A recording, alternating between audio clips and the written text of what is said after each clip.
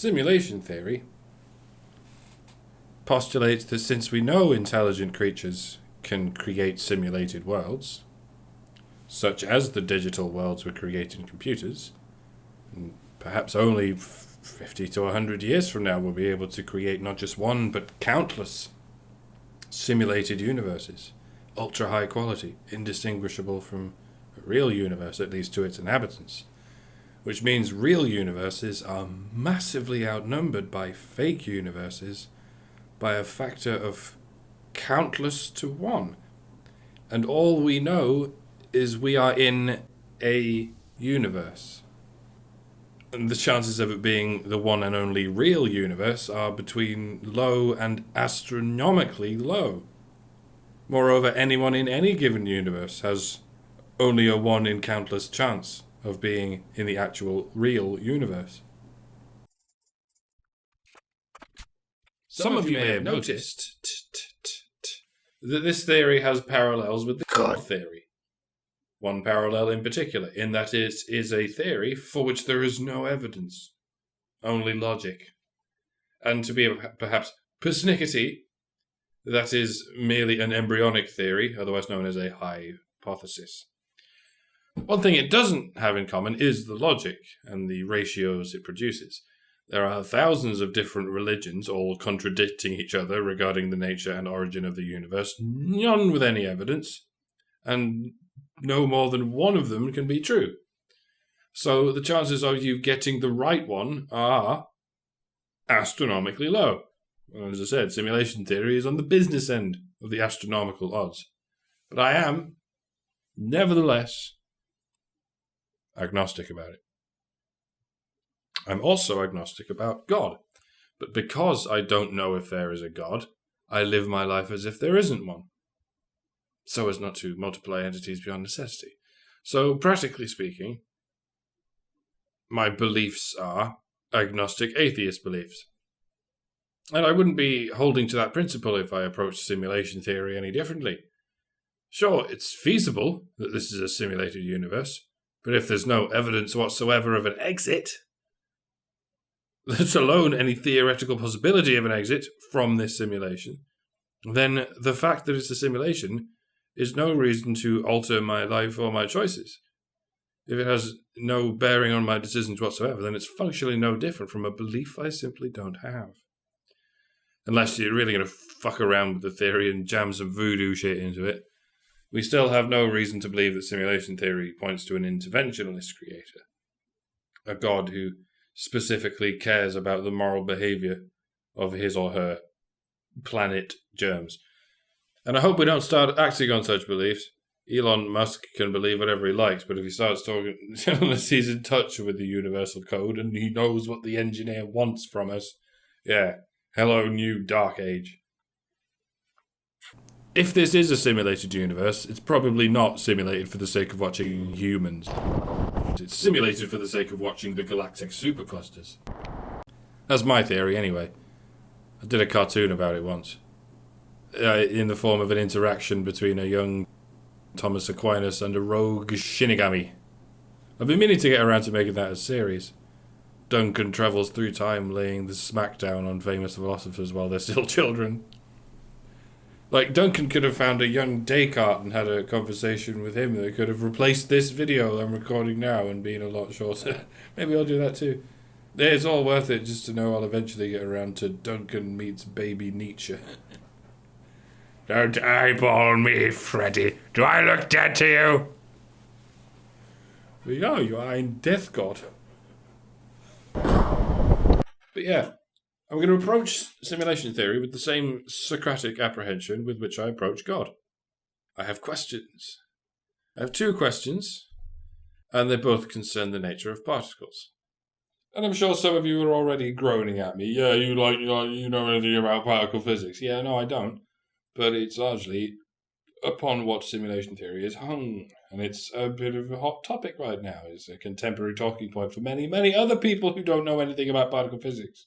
And I do understand, for instance, that what we know as common sense is irrelevant to meaningless on the quantum scale. But I can't read the quantum scale, nor can you.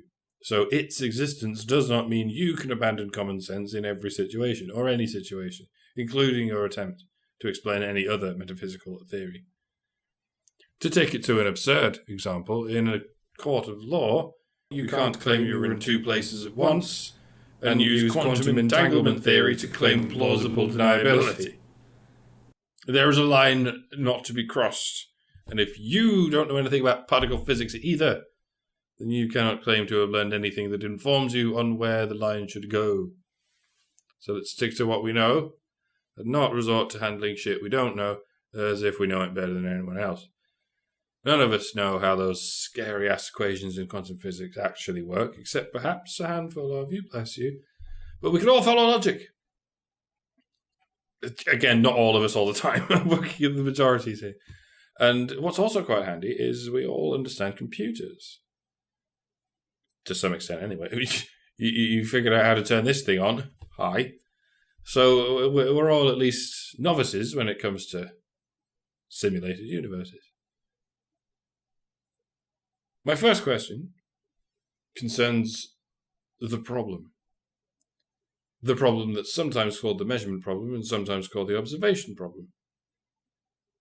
I think this discrepancy itself is rather telling. Now, I shan't challenge the results of the double slit experiment, but I can challenge the observations of the double slit experiment. Here's an example that gave me a chuckle, and this was indeed presented in the context of simulation theory. This animation is highly simplified, but you get the idea.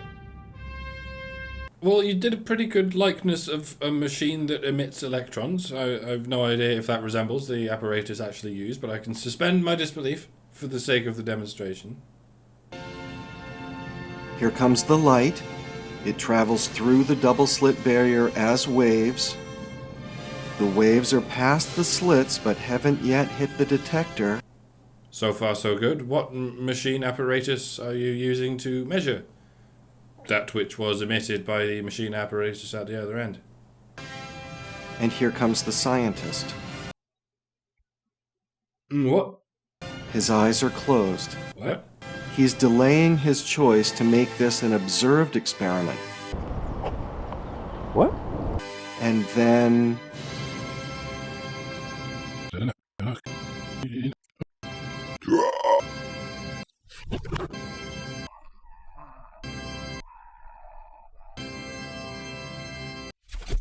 Is that how they do it?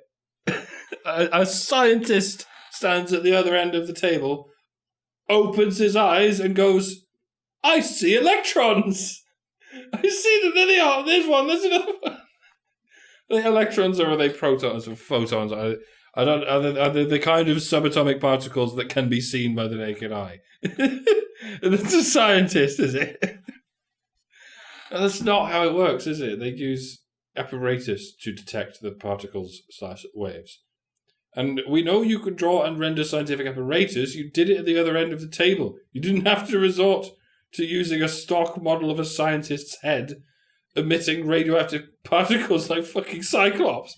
And then just go, we'll pretend this guy's head is an electron gun. No, you drew a fucking electron gun. But you're quite happy to pretend this dude's head is a complex beam-splitting interferometer. This is when science starts to worry me. I don't mean science, this isn't the fault of scientists, this is the fault of impulsive sensationalists getting hold of the facts, tweaking a detail here and omitting a detail there, and suddenly, we are gods now! Please stop. You're embarrassing us in front of the aliens. What's bugging me is this arbitrary separation of the act of observation and the conditions necessary for observation. What happens when you watch something? What happens when you see something? The difference between measurement and observation is the same as the difference between watching and seeing. It's minor and subjective difference, and it works either way in this point.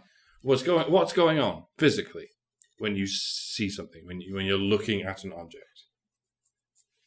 You're not just triangulating its coordinates from the heavens, are you? You're seeing light bouncing off the object or emitting from it. If there is no light coming from it, then you can't see it. if there's no light or sound or smell or vibrations or radiation, if there's no particles or waves or forces bouncing off that object or emitting from that object into your receptors, then you cannot detect its existence whatsoever. Nor can any machine. If you can sense the existence of an object in this universe, then you can only have sensed it because it has interacted with another object, be that object a particle or a wave. The double slit experiment is a way to detect the paths of objects that have not come into contact with any other objects. Evidently they travel in waves, generally at the speed of light and usually at unearthly temperatures and or in a vacuum, but I won't get into that. If you want to see what it's doing, you have to bounce something else off it, and by doing that, you collapse its wave function. What I'm getting at is this all happens mechanically, predictably, dare I say deterministically. Nowhere in this process does diddly squat depend on the presence of a conscious mind. It can all be performed and observed by machines. And what do you know? It is all performed and observed by machines. Which is why it's so deceptive and manipulative of animations like the one you just saw, to use a human head to represent the interferometer, but not the electron gun, to further cement the nonsense that this is all orchestrated passively by the spiritual machinations of human consciousness. I mean, it's called a fucking interferometer. You build an interferometer, you watch it go, and then you look at the results and go, oh my god, the subject is being interfered with. I must be giving rise to the universe with my mind. That's not what scientists do, of course. That's what sensationalist pseudoscience, pseudo-journalists would do if they were scientists. What? There is still no evidence that consciousness gives rise to the material. There's still no evidence that consciousness even exists. I say that because no one's ever demonstrated, at least to my satisfaction, the ascertainable difference between a conscious mind and a non-conscious mind. All else being equal. Like the mind of a supercomputer or a futuristic android. If in theory, and it's a theory that's rapidly becoming practice, if in theory a man-made silicon mind can do everything an organic carbon human mind can do, i.e. pass the Turing test, then is that artificial intelligence conscious? And whether your answer is yes or no, my next question is, then what is consciousness? If consciousness is something an artificial intelligence cannot possess, no matter how identically it measures up to an organic intelligence, then what are you even measuring? What are you even observing so as to make that judgment? Nothing. Nothing but this sense you have in your own head that you're somehow in control. Well, sorry, that describes nothing but a microprocessor. See, we know what those are now. We're many layers of shoulders stood on above David Hume at this point. So this shit's child's play. Like I said, the more we learn about computers, the less mysterious consciousness becomes. Maybe that would help explain why the masses are becoming a lot more difficult for the elites to morally control. Because on the whole, we're too educated in the logic gates of basic physics to fall for this metaphysical woo. Until shit like this comes along. The quantum woo. Which is why it bugs me. They've found another angle. Like, you make objects materialize into existence by opening your eyes. In a room that's already flooded with light and air and water vapor and millions of different channels of electromagnetic signals.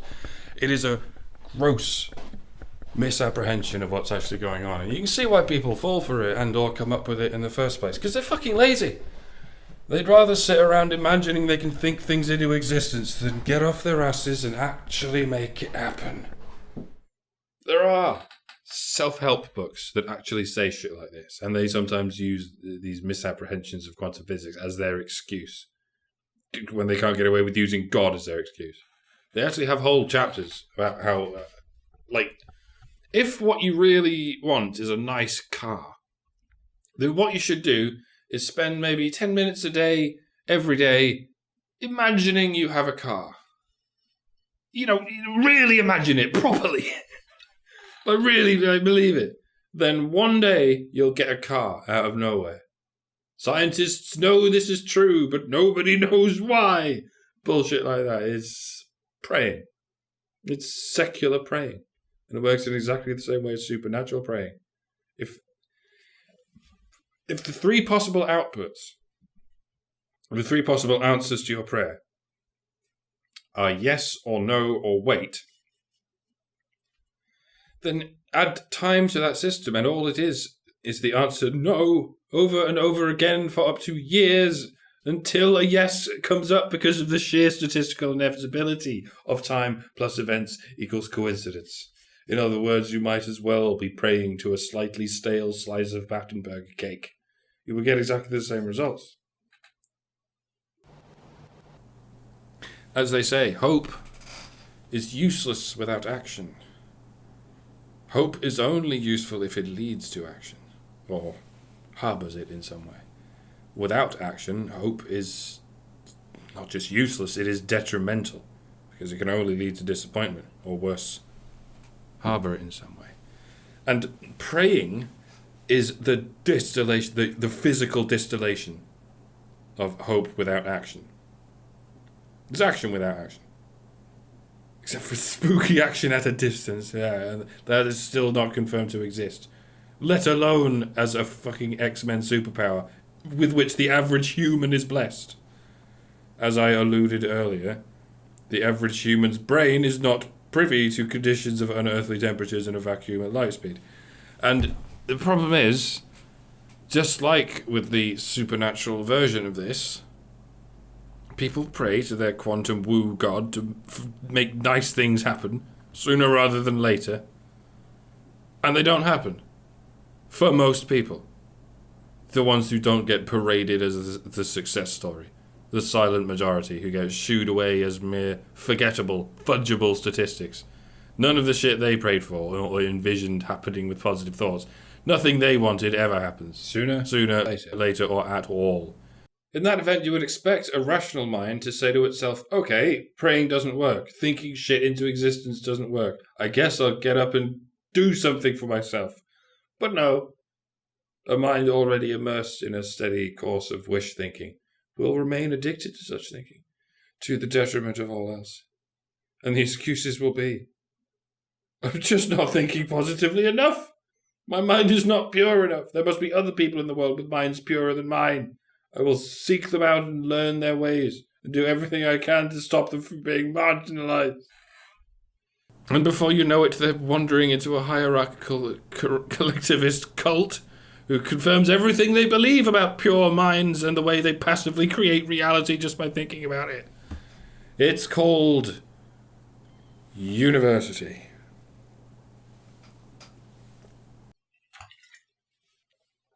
Yeah, it's called much worse things. It's called the king. It's called the Tsar. It's called the emperor. When you can convince people that mind gives rise to matter, and you can simultaneously convince them that there is moral authority among conscious minds, you can convince them that you are God. You probably already have.